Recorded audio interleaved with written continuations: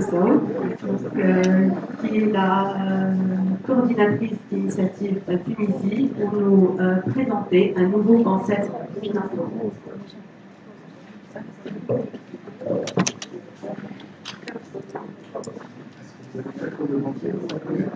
Merci.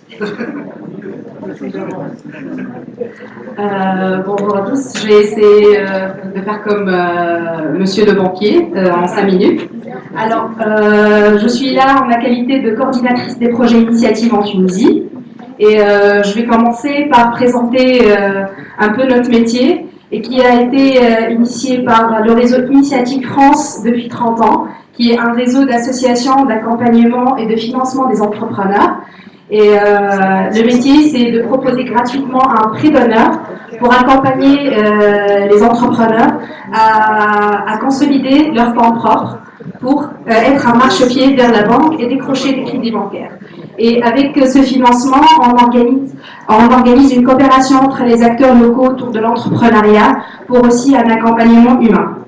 Donc, on est au service des entrepreneurs qui ont besoin d'apport personnel et d'accompagnement pour créer de la richesse et mettre en relation les acteurs économiques sur les territoires cibles des plateformes initiatives, dynamiser l'économie des territoires et créer des emplois pérennes. Donc, la spécificité des plateformes initiatives, et on dit plateforme pour faire référence à des associations locales qui sont créées avec des acteurs locaux. Alors, c'est un prêt d'honneur ou une dotation remboursable pour ne pas faire d'amalgame. Et c'est un service gratuit, un prêt à taux zéro et sans garantie personnelle exigée et qui a pour vocation d'être un tremplin pour des financements bancaires. Donc, il n'a pas vocation à financer tout l'investissement de l'entrepreneur, mais c'est juste pour apporter, être un marchepied vers la banque. Et tout le processus repose sur la confiance qu'on accorde à l'entrepreneur. Donc, c'est un processus éprouvé qui a fait ses preuves depuis 30 ans en France et depuis 3 ans en Tunisie, mais ça, je vais y arriver un peu en avant. Donc, on commence par accueillir l'entrepreneur en l'aide au montage et l'instruction financière de son dossier d'entreprise. Et puis, il y a le comité d'agrément qui est constitué d'acteurs de l'écosystème local qui vont juger le projet, mais surtout, ils vont juger l'adéquation entre l'homme et le projet pour accorder ce financement. Et suite à cette expertise financière, on a l'accompagnement en post-création qui est en 2 volets. L'accompagnement humain par des parrains qui sont des bénévoles de l'association. En général, ce sont des hommes d'affaires, ce sont des personnes qui sont actives sur l'écosystème local. Et puis, on a l'accompagnement technique des chargés d'affaires des plateformes. Et là, je vais présenter l'action d'initiative en Tunisie. Depuis 2012, le gouvernement de Médine a œuvré avec la coopération décentralisée du Conseil départemental de l'Hérault pour la création de la plateforme Initiative Médine. Et après, elle a bénéficié d'un autre financement indirect de l'AFD à travers l'ONG Mercicorps, qui est partenaire de Initiative France sur tous les projets. Et en 2014, à travers des financements européens, avec l'appui aussi du Conseil régional des Pays de la Loire, le projet Initiative Gersa a été lancé. Donc, en 2015, le projet de la fédération ou du réseau national Initiative Tunisie a été lancé par Initiative France avec le soutien du ministère des Finances tunisien et à travers un appui direct de l'AFD.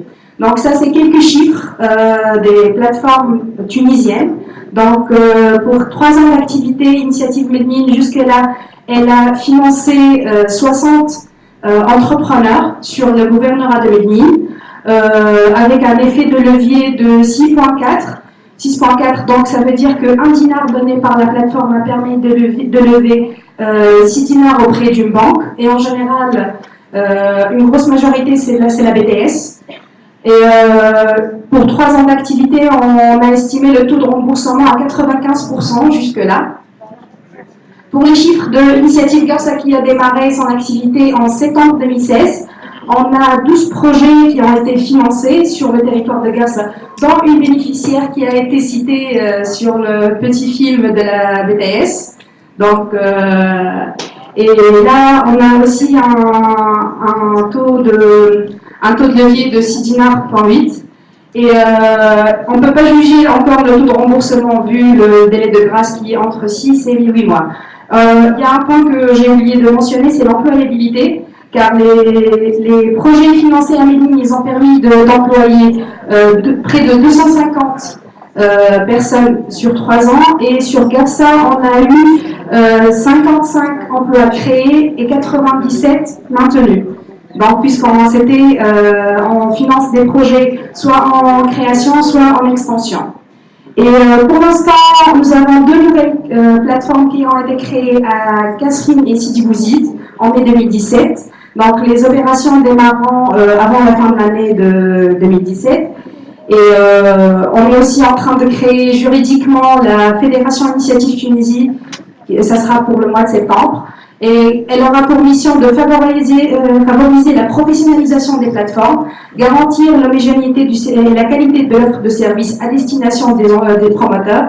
Donc un promoteur à Médine, à Gafsa, à Jandouba, à n'importe quelle région où il y a une plateforme initiative, il pourra bénéficier du même service avec un référentiel métier qui a été validé par toutes les plateformes.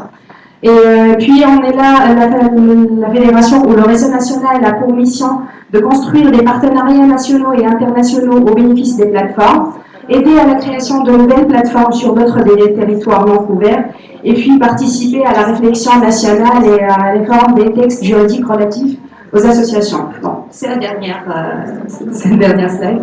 Donc là, on est sur le travail pour créer une plateforme à Jandouba à travers un projet de Mercycorp qui s'appelle Jandouba Works, qui sera démarré en septembre 2017, et un projet potentiel à Tataouine, aussi toujours dans le cadre de partenariat avec Mercycorp. Merci beaucoup. Bravo. Merci Michael. Juste pour remercier encore une fois. Voilà. On va commencer déjà par enlever le potentiel de Tataouine pour garder uniquement Tataouine. Je voulais remercier justement à travers vous, nos partenaires de l'initiative Medni. Franchement, honnêtement, je voulais valoriser simplement le fait qu'il y ait cette fédération, parce que l'initiative France en France a bénéficié d'une grosse enveloppe de financement de la Banque européenne d'investissement, à part de 100 millions d'euros qui viennent d'être débloqués. La Tunisie, malheureusement, ne pouvait pas le faire parce que justement, les plateformes ne sont pas sur tout le territoire. Donc, félicitations, Inch'Allah. Du coup, il y aura Tozor. Merci.